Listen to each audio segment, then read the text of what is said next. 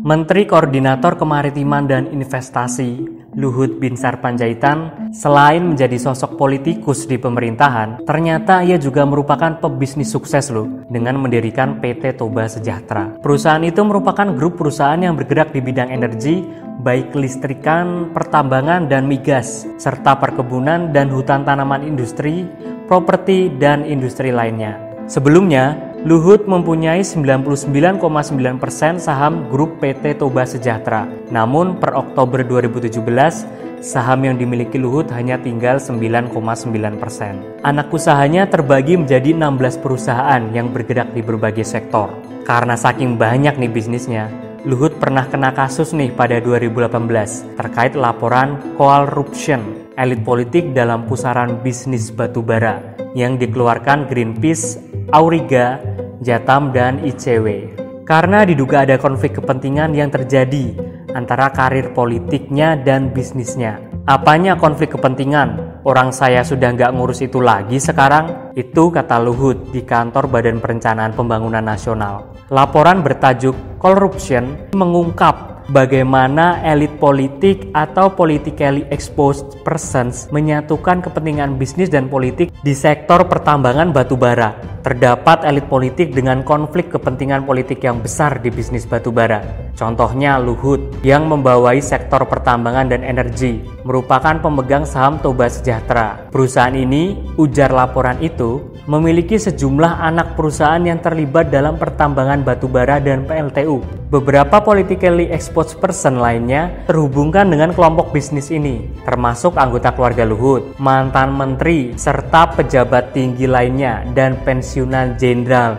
Wah, gila sih. Elit nasional bersekongkol dengan elit daerah dalam bisnis batubara. Ini merupakan lanskap baru di mana desentralisasi membuat proses pengambilan keputusan menjadi lebih politis dan meningkatkan kekuasaan diskresioner para pejabat daerah. Dan kedua hal ini meningkatkan resiko terjadinya korupsi, kata Tata Mustasya, Kepala Kampanye Iklim dan Energi Greenpeace Asia Tenggara.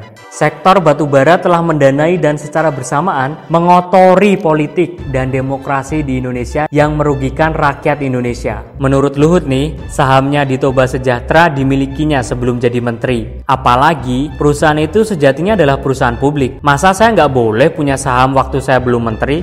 Luhut pun menegaskan, saham di Toba Sejahtera saat itu adalah atas nama dia dan bukan keluarganya. Bisa dilihat langsung, lantaran perusahaan itu adalah perusahaan terbuka. Saya punya saham 10%, udah saya jual, bukan keluarga, kata Luhut. Itu saham Luhut Panjaitan. Periksa aja kan gampang, itu kan public company. Kenapa bicara yang aneh-aneh? Nah, berikut ini adalah perusahaan yang dimiliki oleh Luhut Binsar Panjaitan. Gak main-main, ada 16 perusahaan yang dia miliki. Yang pertama ada Toba Coal and Mining.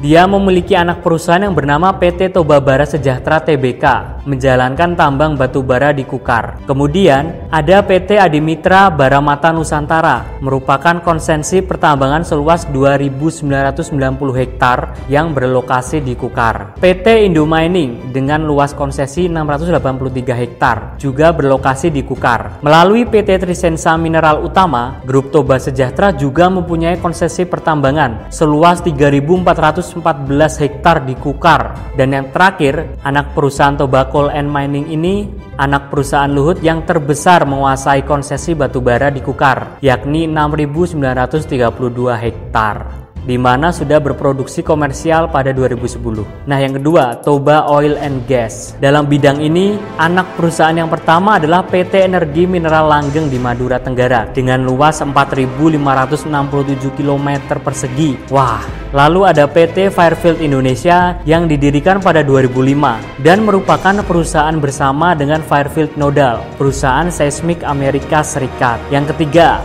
Toba Perkebunan dan Kehutanan. Di sektor perkebunan, masuk ke Kaltim melalui PT Toba Bara Sejahtera Tbk, di mana pada 19 Juni 2013 telah membeli mayoritas saham dalam PT Perkebunan Kaltim Utama 1. Lainnya yakni PT Tritunggal Sentra Buana. PT Toba Sejahtera melakukan usaha patungan dengan Wilmar Plantation dan memiliki saham minoritas sebesar 25% atas perkebunan kelapa sawit yang berlokasi di Saliki, Kalimantan Timur.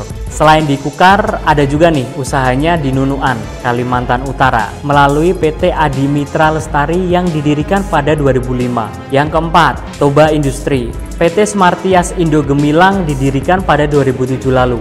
Operasinya melibatkan penjualan dan distribusi KWH meter elektrik prabayar dalam bentuk smart card atau STS meter token untuk listrik perumahan yang disediakan oleh perusahaan listrik negara. Perusahaan milik Luhut ini merupakan pemegang saham minoritas di PT Rakabu Sejahtera, pabrik mebel yang dimiliki keluarga Jokowi. Melalui PT Kabel Citra Nusa, PT Toba Sejahtera memiliki saham minoritas dalam 147 hektar lahan industri yang berlokasi di Batam, Kepulauan Riau. Yang kelima, ada Toba Properti dan Infrastruktur. PT Toba Pengembang Sejahtera memiliki lokasi di kawasan bisnis Mega Kuningan. Toba Pengembang Sejahtera memiliki luas lahan sebesar 1,7 hektar.